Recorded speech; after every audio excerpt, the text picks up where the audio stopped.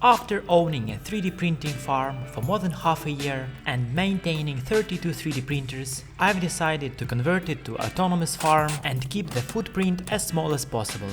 All you need is to print a couple of parts, assemble 100 of new build plates, and you can enjoy a fully autonomous life, so you finally have time to clean up the mess.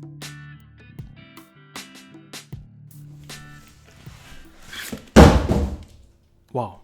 Hello, my gentle dearest watcher. This is my wall of shame, wall of fame. I'm going to build the most compact 3D printing farm ever. Oh, by the way, fully autonomous. Actually, I haven't even checked if it's most compact, which can automatically reload the plates. Do you understand how difficult it is? So I started with 3 printers and it came out boring, more complicated than I thought. Anyway, enough talking. Let's start unpacking. But these are already empty because I already done everything. Anyway, enjoy!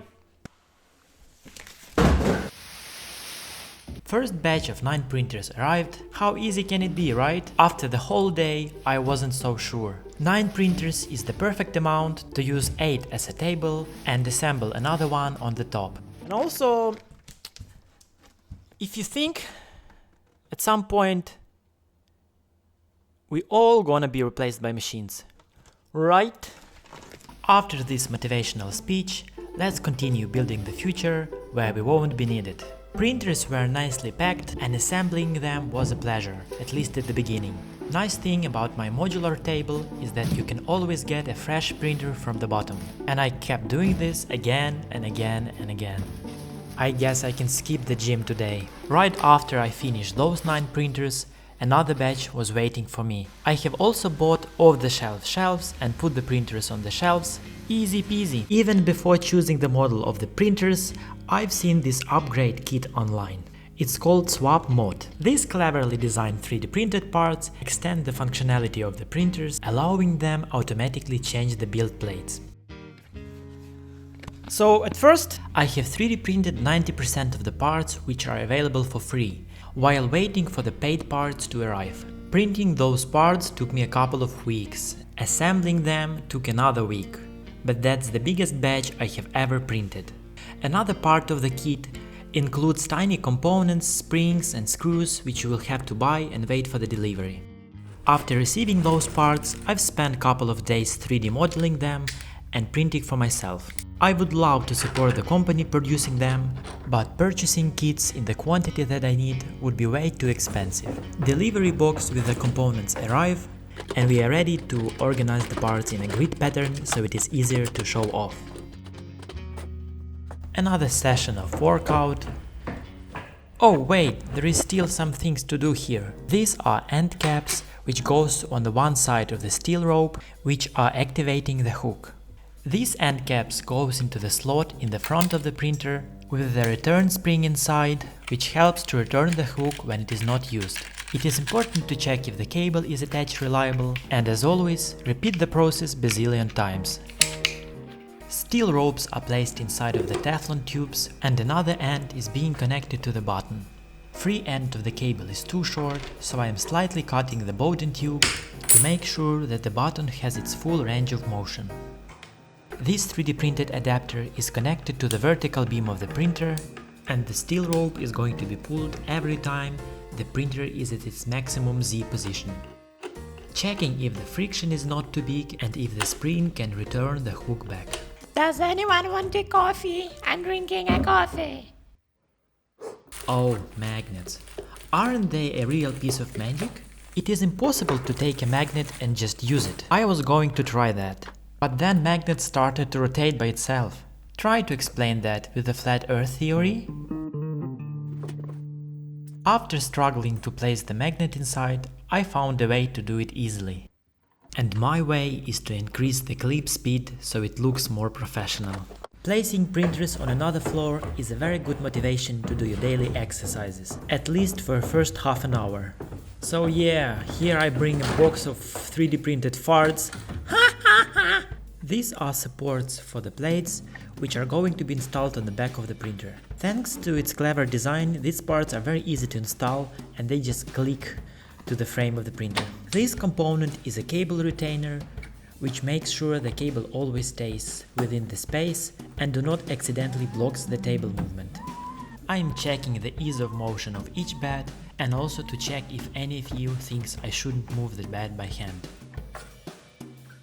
The same action over and over again, it's the best description I have for this video. You might think it is funny to look as someone is running as a squirrel in the wheel. This is my attempt to avoid doing this in the future. If not, I will just continue to run like that. This component is a retractable hook which get activated only when the plate is absent. And it is suppressed with the ears of the plate so that no additional plates can be grabbed while the current one is attached to the bed. Another mechanism in the front of the printer takes care of removing a plate with the part after the printing is done. This hook is getting stuck, even though it has passed the quality control of the previous assembly job. That's not my problem. That's an issue for next assembly guy. Basic assembly is complete and everything looks fine, at least until it starts to move and fall apart. Also, for the ease of reloading the printers, I have printed labels for each and every printer and shelf, so I can easily find them when any message appears. Nice! Very nice! Let's put some additional plates. Oh wait, I have to assemble them. Another round of workout with a box full of heavy metal printer plates. 100 pieces. Assembling them took me the whole day and a ton of coffee. This part is an interface so the plate can be grabbed and removed. It is recommended to print this part from PETG as it needs to be strong and solid when the bed is up to 70 degrees C. I am doing the assembly in the small batches to see some intermediate results and not to lose any desire to leave. I mean, leave the lab, of course. Cleaning some extra screws. Due to specific geometry of the plates, one screw works as a support, while another connects the hook to the plate. Finally! Now we need something to catch the plates when they are falling from the printer. I have tested a lot of different options, starting from the spring-loaded guides, which were supposed to catch the plates and feed them to the box, and finishing with the plastic bags. But as it usually happens, the simpler solution is the best one. So here I am, unboxing more shelves. I have designed new supports of the shelves and 3D printed them to make these shelves do what I need, which is riding. I need them to be fast and furious. These shelves will have 4-wheel drive, attached with the stainless steel screws. Funny things, instructions, yeah? I have 90 degrees in engineering, I don't care about these papers. How difficult can it be to assemble a shelf? You just connect nuts and bolts. Sometimes you just need a few minutes to think what's the right direction, or which part goes where. But it's still doable, right? Okay. Let's learn how to read again. Nothing complicated, exactly as I thought. Tightening those angled brackets and doing the same for another side. Installing additional levels right beneath the printers, and we are good to go. Not cool enough.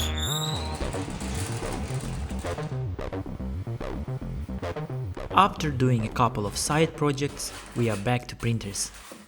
Each printer can hold up to 10 plates. That's in case you have money to live your full life. In my case, it's 1/3. From the website, I have downloaded a testing G-code file which changes the plates one after another to make sure the system works fine. I am uploading this code to all of my printers and run it one after another. At first, the bed grabs a new plate and pulls it all through the bed, gently placing the plate over the bed and moving all the way to the front. The process itself is not that fast. Printer checks the Z0 height as well as makes sure the plate is on the right place.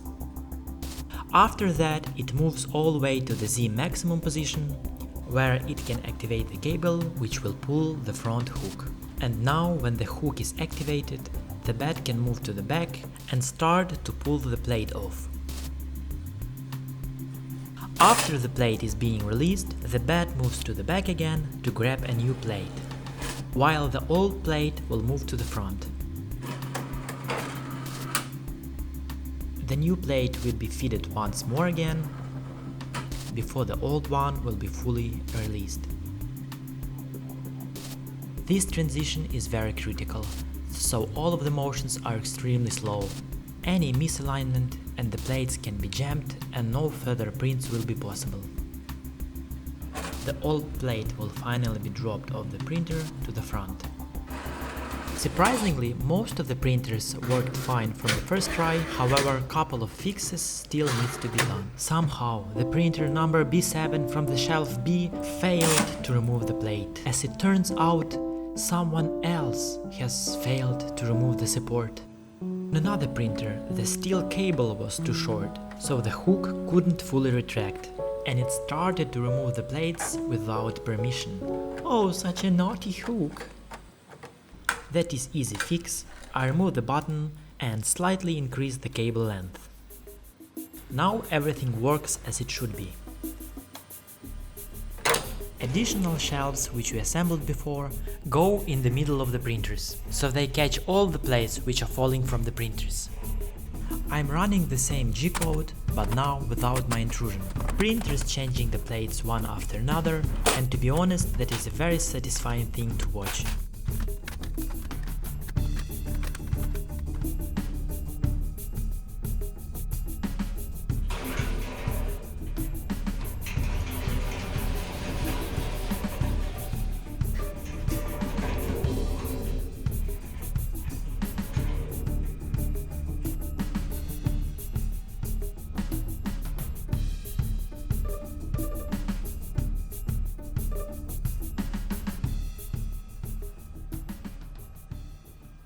And now the final time has come. We are preparing the G-code to print the multiple parts in a single row. My lab has never seen stuff like that before. This event will start a new era of my life. I will finally get some free time to meet my family and friends. My wife haven't seen me since I bought the first printer. Hopefully, printers will work autonomously. So finally, it is the time.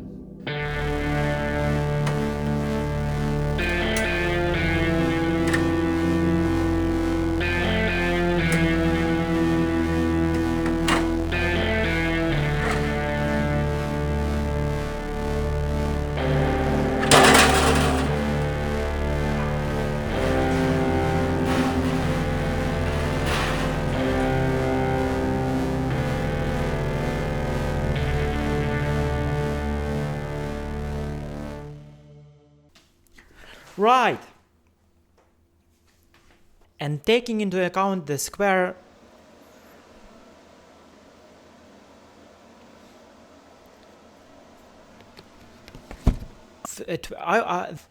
milling, turning, lathing, 3D printing farm. So as a big, I guess if you calculate one printer per cubic meter of volume, or square meter of foot, or square meters of the your dreams come true even if it's not your dreams. I'm going away.